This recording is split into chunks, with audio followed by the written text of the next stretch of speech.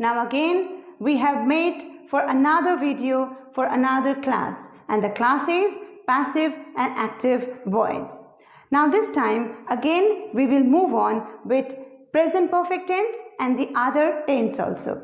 But this time I hope that you will learn in a very easy way and a very perfect and proper way. So let's start the class.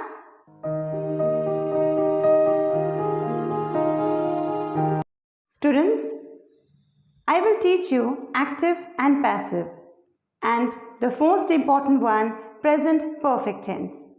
In the present perfect tense, the format and the example I will teach you through the blackboard in a simple way. So let's start. So let's have a look on the blackboard. Active and passive voice, present perfect tense. In present perfect tense, the most important is be verb. जैसा कि मैंने पहले और last video में सिखाया था कि helping verb हमारे लिए बहुत इंपॉर्टेंट होते हैं। पैसिव वॉइस में सबसे ज़्यादा हेल्पिंग वर्ब की इस्तेमाल ही किया जाता है। कौन से हेल्पिंग वर्ब, उसके बारे में मैंने लास्ट वीडियो में सिखाया है। थोड़ा सा अगर आपने नहीं देखा है तो एक बार ज़रूर आप देखें। फिर भी मैं एक रिविजन के तौर पे उन हेल्पिंग वर्ब्स के बारे में आपको बताती हूँ कि कौन से हेल्पिंग वर्ब का इस्तेमाल हम करते हैं। आज हम सीख रहे हैं प्रेजेंट परफेक्ट टेंस। तो प्रेजेंट परफेक्ट टेंस में हेल्पिंग वर्ब कौन सा इस्तेमाल होता है?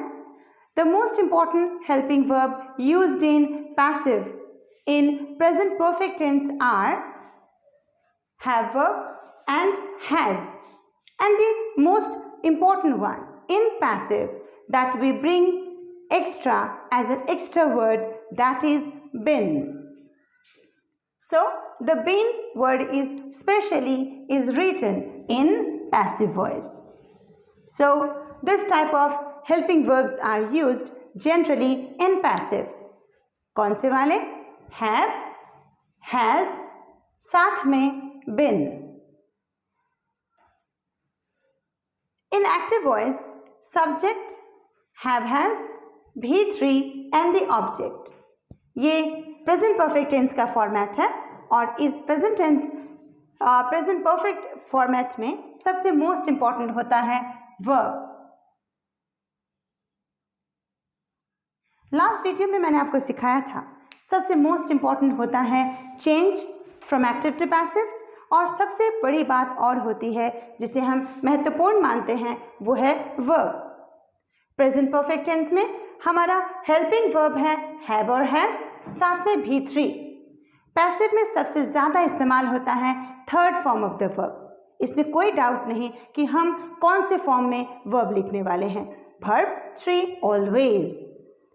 अब हम आते हैं हेल्पिंग वर्ब के बारे में बात करते हैं। हैव और हैज अगर प्रेजेंट परफेक्ट टेंस में इस्तेमाल होता है तो पैसिव में क्या?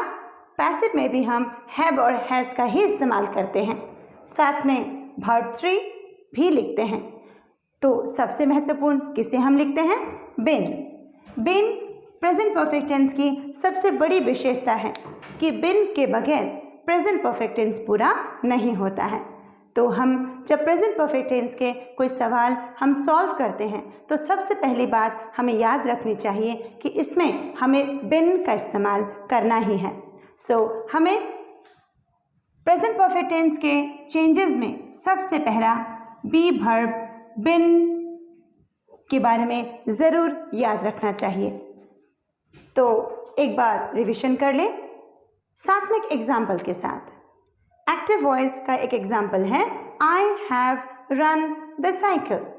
यहाँ सब्जेक्ट है आई, ऑब्जेक्ट है द साइकिल। जैसा कि हम जानते हैं एक्टिव में सब्जेक्ट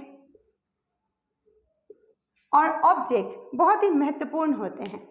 पैसिव में हम इसी सब्जेक्ट को ऑब्जेक्ट बनाते हैं और ऑब्जेक्ट को हम सब्जेक्ट बनाते हैं।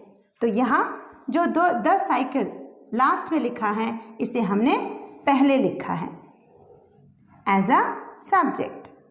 तो हमने जो पहला सबसे महत्वपूर्ण काम किया है, change from active to passive, from subject to object. दूसरा महत्वपूर्ण चेंज मैंने आपको सिखाया था वो है वर्ब का चेंज, हेल्पिंग वर्ब लेकर आना। तो इस बार हम हेल्पिंग वर्ब लेके आए हैं बिन। तो प्रेजेंट परफेक्ट टेंस का जो वॉइस चेंज है बहुत ही सिंपल तरीके से हमने किया है। I have run the cycle has been run by me. Active से पैसिव के बदलते वक्त हमने कोई खास परिवर्तन नहीं किए हैं। सबसे महत्वपूर्ण सिर्फ बिन को हमने लाया है, बाकी हैव, वर्ब और V3 पहले से हमने यहाँ पे लिखा हुआ था। तो एक रिवीजन कर लेते हैं कि प्रेजेंट परफेक्ट टेंस में सबसे महत्वपूर्ण क्या होता है, बिन, वर्ब, साथ ही हमें हैज़, हैव और वर्ब 3 की भी इस्तेमाल करना होता है। तो ये आप बात याद रखें कि बिन का इस्तेमाल करना है। और जब हम करेक्शन करें, जब एक ऑप्शन हमें चुनना होता है तो सबसे महत्वपूर्ण हम बिन को देखें। बिन को देखकर हम प्रेजेंट परफेक्ट टेंस में या पास्ट परफेक्ट या फ्यूचर परफेक्ट में अगर परफेक्ट टेंस में है कि नहीं ये जानने के लिए हम सिर्फ बिन वर्ड का ही हम देखें कि इस्तेमाल हुआ है कि नहीं। अगर इस्तेमाल हुआ है तो वो परफेक्ट टेंस का ही एग्जाम्पल है। तो बहुत ही आसान तरीके से हम प्रेजेंट परफेक्ट टेंस के पैसिव वॉइस को हम समझ सकते हैं। आशा करती हूँ प्रेजेंट परफेक्ट टेंस को आपने अच्छे से समझा होगा और कहीं पे भी कोई भी प्रॉब्लम है तो आप मुझे फीडबैक दें और फीडबैक के थ्रू मैं और बेहतर तरीके से आपको वॉइस चेंज समझाने की कोशिश करूँगी।